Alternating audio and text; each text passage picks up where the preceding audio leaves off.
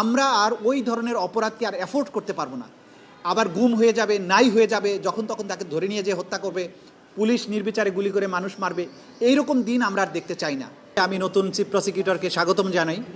তার প্রতি আমার শুভেচ্ছা থাকবে। তিনি যাতে আমাদের যে রেখে যাওয়া যে অসমাপ্ত দায়িত্ব সেটা পালনে তিনি সফল হন। বাংলাদেশের যে গণমানুষ যারা জুলাই আগস্টে রক্ত দিয়েছিলেন, জীবন দিয়েছিলেন, অঙ্গহানির শিকার হয়েছিলেন, তাদের যে চলমান বিচার প্রক্রিয়া আছে, আমি আশা করি নতুন চিফ প্রসিকিউটরের নেতৃত্বে এই ট্রাইব্যুনালে সেই বিচার প্রক্রিয়া অব্যাহতভাবে সুন্দরভাবে পরিচালিত হবে। একই সাথে গত 15 বছরের যে গুম এবং খুনের যে বিচারগুলো এখানে চলমান আছে, সেগুলোর বিচার ভালো মতো এখানে চলমান থাকবে।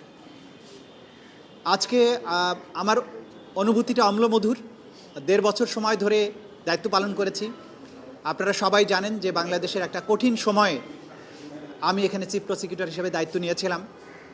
জুলাই আগস্টের বিপ্লবের পরবর্তী সময়ে নতুন অন্তর্বর্তীকালীন সরকার যখন দায়িত্ব নিয়েছিলেন, সেই সময়ে বাংলাদেশের প্রায়োরিটি ছিল যে সদ্য ঘটে যাওয়া যে গণহত্যা বাংলাদেশের মাটিতে হয়েছিল, আমাদের তরুণ ছাত্র জনতা জীবন দিয়ে বাংলাদেশের একটা স্বৈর শাসনের অবসান ঘটিয়েছিলেন। তাদের যে উপরে সংগঠিত নিষ্ঠুরতা, তাদেরকে উপরে যে গণহত্যা হয়েছে, সেই বিচারের দাবিটা সেখানে প্রবলভাবে ছিল।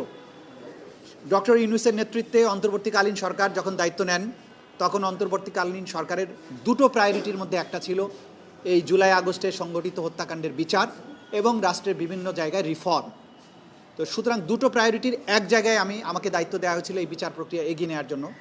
আমি যখন দায়িত্ব নেই, আপনারা জানেন যে এই মূল ভবনটি তখন পরিত্যক্ত অবস্থায় ছিল, চিফ প্রসিকিউটরের কার্যালয় পরিত্যক্ত অবস্থায় ছিল, একটা টিন শেডে কার্যক্রম চলছিল। তার আগের প্রসিকিউশনে যারা ছিলেন তারা সব কিছু এলোমেলো রেখে পালিয়ে গিয়েছিলেন, বইপত্র নথিপত্র বৃষ্টিতে ভিজছিল। এরকম একটা বিশৃঙ্খল পরিস্থিতির মধ্য দিয়ে আমরা দায়িত্ব নিয়েছিলাম।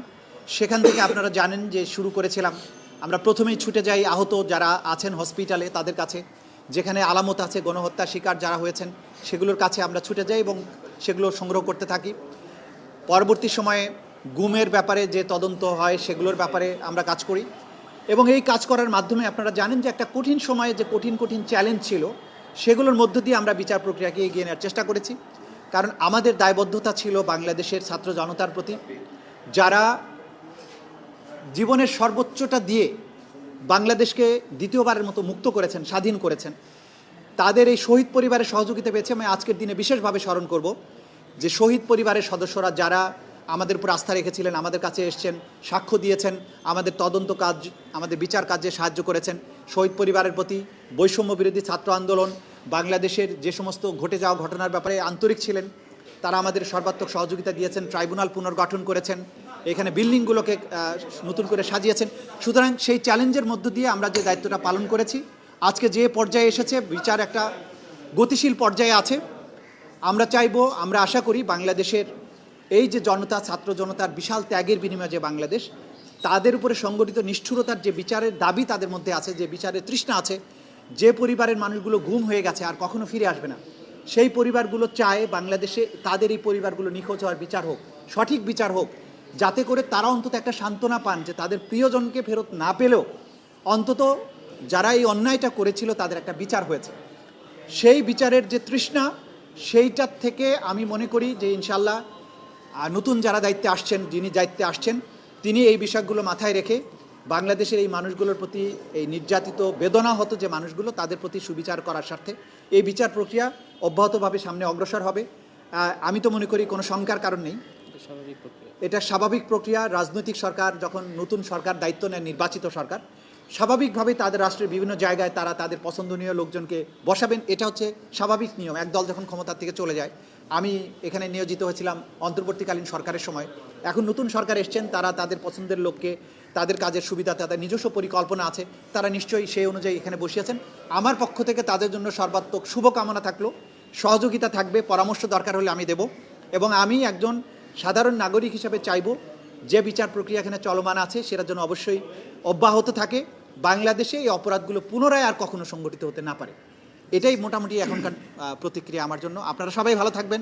মিডিয়ার বন্ধুদের প্রতি আমার বিশেষ কৃতজ্ঞতা, কারণ আপনারা গত 1.5 বছরে এই ট্রাইব্যুনালকে যেভাবে সাহায্য করেছেন, যেভাবে ফোকাসড করেছেন, আমাদের বিচারের প্রয়োজনীয়তাগুলো, আমাদের বক্তব্যগুলোকে যেভাবে দুনিয়ার কাছে ছড়িয়ে দিয়েছেন, মিডিয়ার এই সহযোগিতা ছাড়া এই বিচারকে সফল করা অপূর্ণাঙ্গ হতো, সম্ভব হতো না, কঠিন হতো। মিডিয়ার প্রতি আমাদের কৃতজ্ঞতা। আপনারা অসম্ভব পরিশ্রম করেছেন। রাষ্ট্রের প্রতি, বাংলাদেশের মানুষের প্রতি আপনাদের ভালোবাসা, দায়বদ্ধতার জায়গা থেকে আপনারা এটার প্রমাণ দিয়েছেন। আমি আশা করব আপনারাও আগামীতেও এই একই ধারা অব্যাহত রাখবেন। বাংলাদেশটা আবার সবার হোক। বাংলাদেশে বিচারের পরে এমন একটা পরিবেশ হোক যে অপরাধগুলোর বিচার আজকে এখানে হচ্ছে, এই একই ধরনের অপরাধ বাংলাদেশে আর ফিরে না আসুক। কারণ আমরা আর ওই ধরনের অপরাধকে আর অ্যাফোর্ড করতে পারবো না।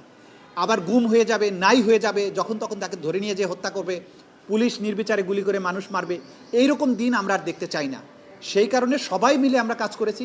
আমরা হ্যাপি আমার টিমমেটদের প্রতি, তদন্ত সংস্থার প্রতি। আমার টিমমেটরা সবাই প্রত্যেকেই তার যার জায়গা থেকে অবদান রাখার চেষ্টা করেছেন। আমি প্রত্যেকের উপরে আজকে বলছি, আমি প্রত্যেকের উপরে সন্তুষ্ট। আজকে একটা আনন্দ নিয়েই যাচ্ছি যে যতদিন দায়িত্ব পালন করেছি প্রত্যেককে আমাকে হেল্প করেছেন। আমি আশা করব আগামী যিনি চিফ প্রসিকিউটর আসছেন তিনি একই ধরনের সহযোগিতা পাবেন, তিনিও সফল হবেন। বাংলাদেশ সবাই মিলে আমরা সামনে এগিয়ে নিয়ে যাব। ধন্যবাদ।